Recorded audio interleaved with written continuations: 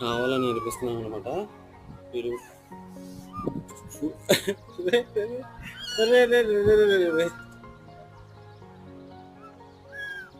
Food normal గేదె పాలు ఇవి ఇస్తాం కదా మనం, అవి వీటికి అరగవు అనమాట. నిన్న పొద్దున్న అయితే ఇంతలా ఉబ్బిపోయింది పొట్ట. ఇప్పుడు ఓకే, పొద్దున్న కూడా వాటర్ పట్టాను, లైట్గా మిల్క్ పట్టాను. ఇలా వదిలేస్తే మొత్తం అంతా తిరిగేస్తుంది.